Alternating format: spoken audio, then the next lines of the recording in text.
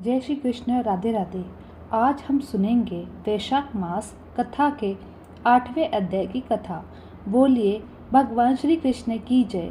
सुखदेव जी कहते हैं, जो मनुष्य अक्षय तृतीया को सूर्योदय में प्राप्त काल स्नान करते हैं और भगवान विष्णु की पूजा करके भगवान विष्णु की कथा सुनते हैं, वे मोक्ष के भागी होते हैं। जो उस दिन श्री भगवान मधुसूदन की प्रसन्नता के लिए दान करते हैं, उनका वह पुण्यक्रम भगवान की से अक्षय फल देने वाला हो जाता है। वैशाख मास की पवित्र तिथियों में शुक्ल पक्ष की द्वादशी सभी पापों को नाश करने वाली है। शुक्ल द्वादशी के योग्य पात्र के लिए अन्न दिया जाता है। उसकी एक एक दाने में कोटि कोटि ब्राह्मण को भोजन कराने का पुण्य प्राप्त होता है।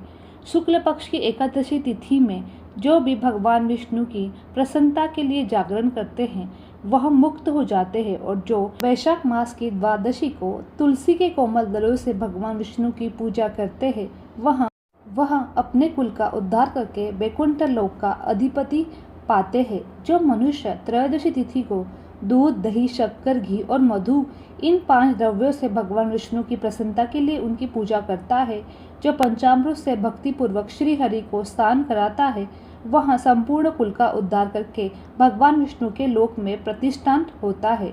और जो सायंकाल में भगवान विष्णु की प्रसन्नता के लिए शरबत देता है, वह अपने पापों को शीघ्र ही त्याग देता है। वैशाख शुक्ल द्वादशी में जो मनुष्य जो कुछ भी पुण्य करता है, वह अक्षय फल देने वाला होता है। प्राचीन काल में काश्मीर देश में देवव्रत नाम का एक ब्राह्मण था। उनके सुंदर रूप वाली एक कन्या थी, जो मालिनी के नाम से प्रसिद्ध थी। ब्राह्मण ने उन कन्या का विवाह सत्यशील नामक एक बुद्धिमान ब्राह्मण के साथ कर दिया। मालिनी को मार्ग पर चलने वाली थी और स्वतंत्रता पूर्वक रहने वाली थी। वह केवल आभूषण धारण कर सके इसलिए पति चाहती थी, उससे प्रेम नहीं करती थी।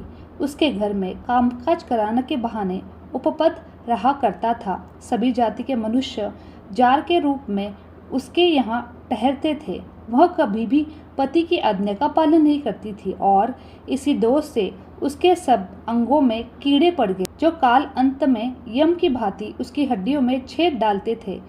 उन कीड़ों से उसकी नाक हुआ और कानों का उच्छल हो गया। उसकी उंगलियां गल गई, उसमें से कुछ कीड़े निकले। तत्काल उसकी मृत्यु हो गई। बाद में 1500 वर्ष तक वह तांबे के भांड में रखकर जलाई गई। 100 बार उस कुत्ते की योनि में जन्म लेना पड़ा। उसके बाद 100 वीर देशों में पदम बंधु नाम के ब्राह्मण के घर अनेक दुखों से घिरी हुई कुतिया हुई। उस समय भी उसके कान, नाक, पूंछ और पैर कटे हुए थे। उसके सिर में कीड़े पड़ गए थे। राजस इस प्रकार 30 वर्ष बीत गए। एक दिन वैशाख शुक्ल की द्वादशी तिथि को पदम बंधु का पुत्र नदी में स्नान करने पवित्र होकर भीगे वस्त्रों में ही घर आ गया। उसने तुलसी की वेदी के पास जाकर अपने पैर धोए और देवयोग से वह कुतिया वेदी के नीचे सोई हुई थी। सूर्योदय से पहले का समय था। ब्राह्मण कुमार के चरणों का दग से वह नहा गई और तत्काल ही उसके सारे पाप नष्ट हो गए। फिर तो उसी क्षण उसे पूर्व जनों का स्मरण होगा, कर्मों की याद आने लगी। वह कुतिया उस तपस्वी के पास जाकर दीनतापूर्वक वाणी से बोली, मुने आप मेरी रक्षा करें। उसने पदम बंधु मुनि के पुत्र से अपने पूर्व जन्म के दुराचार पूर्व वृत्तांत सुनाया और कहा, है ब्राह्मण, जो कोई भी दूसरी युवती पति के ऊपर वशीकरण का प्रयोग करती है, वह दुराचार मेरी ही तरह तांबे के पात्र में पकाई जाती है। पति स्वामी है, पति ही गुरु है, पति ही उत्तम देवता है। साध्वी स्त्री उस पवित्र का अपराध करके भला कैसे सुख पा सकती है? पति का अपराध करने वाली स्त्री सैकड़ों बार पशु योनि में और अरबों बार कीड़ों की योनि में जन्म लेती है। इसलिए स्त्रियों को सदैव अपने पति की आज्ञा का पालन करना चाहिए। ब्राह्मण, आज मैं आपकी दृष्टि के सम्मुख आई हूँ। यदि आप मेरा उद्धार नहीं करोगे तो मुझे पुनः इसी आत्मा से घृणित योनि का दर्शन करना पड़ेगा। अंत है ब्राह्मण, मुझ पापचारिणी की वैशाख शुक्ल पक्ष में अपना पुण्य प्रदान करने का मेरा उद्धार कीजिए। आपने जो पुण्य की वृद्धि करने वाली द्वादशी की है, उसमें स्नान दान और अन्न भोजन कराने से जो पुण्य हुआ उससे मुझे दुराचार का भी उद्धार हो जाएगा। हे भगवान, दया कीजिए। आपके स्वामी जगदीश्वर जनार्दन तो तीनों के रक्षक है, उनके भक्त भी उन्हीं के समान होते हैं। दयावान वत्सल, मैं आपके दरवाजे पर रहने वाली कुतिया हूँ। मुझ दीन के प्रति दया कीजिए और मेरा उद्धार कीजिए। अंत में आप जितेंद्रिय को नमस्कार करती हूँ। उनका वचन सुनकर मुनि के पुत्र ने कहा, कुतिया, सब प्राणी अपने ही कर्मों के ही सुख दुख के फल भोगते हैं। जैसे सांप को दिया हुआ शर्करा मिश्रित दूध में केवल विष की वृद्धि करता है, उसी तरह पापी को दिया हुआ पुण्य भी उसके पाप में ही सहायता होती है। मुनि कुमार के ऐसा कहने पर वह कुतिया दुख में डूब गई। उसके पिता के पास जाकर बहुत रोने लगी और कहने लगी, पदम बंधु बाबा, मैं तुम्हारे दरवाजे की कुतिया हूँ। मैंने सदा तुम्हारी झूठ खाई है, मेरी रक्षा करो, मुझे बचा लो। गृहस्थ महात्मा के घर में जो पालतू जीव रहते हैं उनका उद्धार करना चाहिए, यह वेद वेदाओं का मत है। चांडाल कौवे कुत्ते यहाँ प्रतिदिन गृहस्थों के लिए टुकड़े खाते हैं और अंत उनकी दया के पात्र हो जाते हैं। जो अपने ही पाले हुए रोग आदि से ग्रस्त और असमर्थ प्राणी का उद्धार नहीं करता, वह नरक में जाता है, ऐसा विद्वानों का कहना है। संसार की सृष्टि से करने वाले भगवान विष्णु एक को कर्ता बनाकर स्वयं ही पत्नी पुत्र आदि के व्यास में समस्त जंतुओं का पालन करते हैं। अंत आपने पोष्य वर्ग की रक्षा करनी चाहिए, यह भगवान की आज्ञा है। दयालु होने के कारण आप मेरा उद्धार कीजिए। दुख से आतुर हुई उस कुतिया की बात सुनकर घर में बैठे हुए मुनि पुत्र तुरंत घर से बाहर निकले। इसी समय दयानिधान पदम बंधु ने कुतिया से पूछा, यह क्या वृत्तांत है? तब पुत्र ने सब समाचार उन्हें कह दिया। यह सुनकर पदम बंधु बोले, बेटा, तुमने कुतिया से ऐसा वचन क्यों कहा? साधु पुरुषों के मुख से ऐसी बातें नहीं निकलनी चाहिए। देखो तो सब लोग दूसरों का उपकार करने के लिए उचित रहते हैं।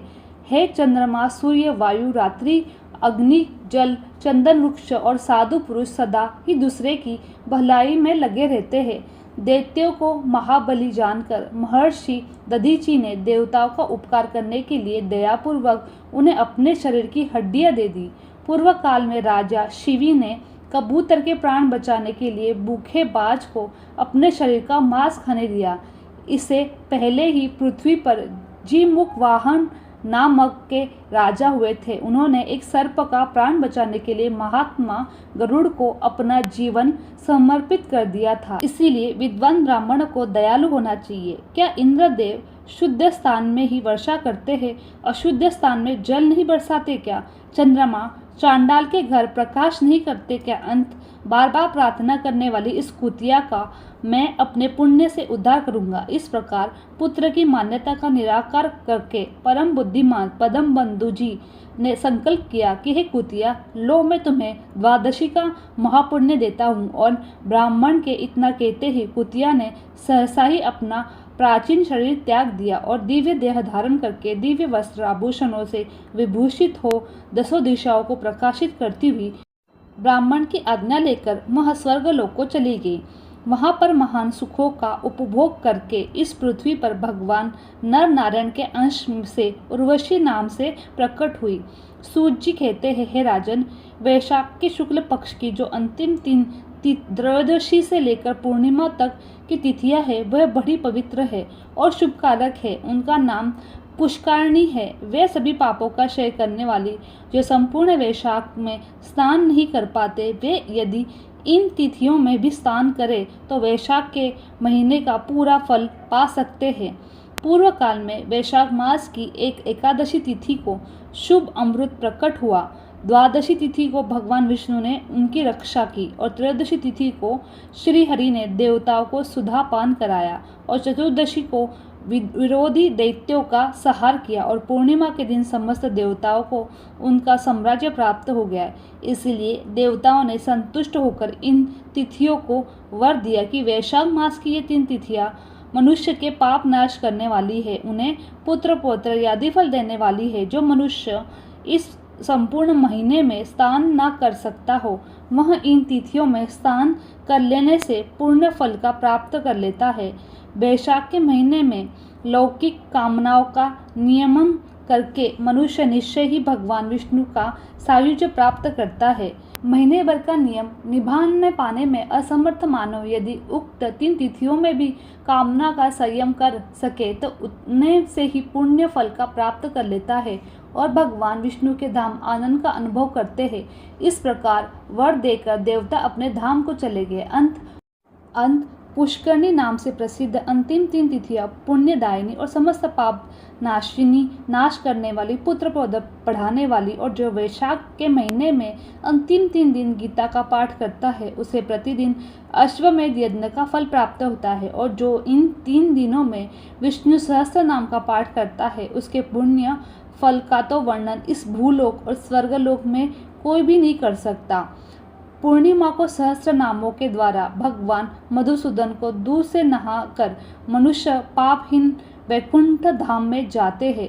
वैशाख के महीने में प्रतिदिन भागवत के आधे या चौथाई श्लोक का पाठ करने वाला मनुष्य ब्रह्म भाव को प्राप्त हो जाता है। जो वैशाख के अंतिम 3 दिनों में भागवत शास्त्र का श्रवण करता है वह जल से, कमल से और पत्ते की भांति कभी पापों से लिप्त नहीं होता। उन 3 दिनों के सेवन से कितने ही मनुष्य के दैवत्य प्राप्त कर लिया, कितने ही सिद्ध हो गए और कितने ने ही ब्रह्म तो को पा लिया। ब्रह्म न्याय से मुक्ति होती है अथवा प्रयाग से मृत्यु होने से या वैशाख के महीने में नियमित पूर्वक प्राप्त काल जल से स्नान करने से मोक्ष की प्राप्ति होती है।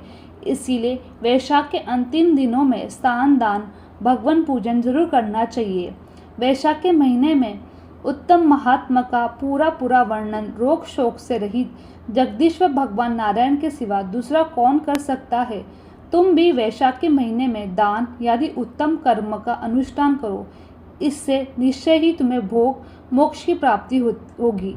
इस प्रकार मिथिलापति जनक जी का उपदेश देकर सूत जी ने उनसे अनुमति ली और वहां से जाने का विचार किया। तब राजा ऋषि जनक जी ने अपने अध्यक्ष के लिए उत्तम उत्सव कराया। शत्रु देव जी की पालकी पर बैठाकर विदा कर दिया। वस्त्र, आभूषण, गो, भूमि, तिल और स्वर्ण आदि से उनकी पूजा वंदना करके राजा ने उनकी परिक्रमा की। उसके बाद उनको विदा किया। महातेजस्वी और परम यशस्वी सूत जी संतुष्ट होकर प्रसन्नता से वहां से अपने स्थान को गए। राजा ने भी वैशाख धर्म का पालन करके मोक्ष को प्राप्त किया। नारद जी के, हे राजन, यह उत्तम उपाख्यान मैंने तुम्हें सुनाया है, जो सभी पापों का नाश करने वाला, संपूर्ण संपत्ति को देने वाला। इसे मनुष्य भक्ति, मुक्ति, ज्ञान और मोक्ष को प्राप्त करता है। नारद जी का यह वचन सुनकर राजा अम्बरीश मन ही मन बहुत प्रसन्न हुए। उन्होंने ब्राह्म्य जगत के व्यापार और निवृत्त होकर मुनि को साष्टांग प्रणाम किया और अपने संपूर्ण वैभव की पूजा की। उसके बाद उनसे विदा लेकर देव ऋषि नारद जी दूसरे लोक में चले, क्योंकि दक्ष प्रजापति के शाप से एक स्थान पर अधिक देर तक नहीं ठहर सकते। राजा अम्बरीश भी नारद जी को बताए हुए सब धर्मों का अनुष्ठान करके निर्गुण परब्रह्म परमात्मा में विलीन हो गए। इस पापनाशक और पुण्यवर्धक कथा को सुनता है अथवा सुनाता है वह परम गति को प्राप्त होता है। बोलिए भगवान विष्णु की जय। आगे की कथा हम कल के अध्याय में सुनेंगे। आज की कथा यहीं पर समाप्त होती है। बोले भगवान विष्णु की जय।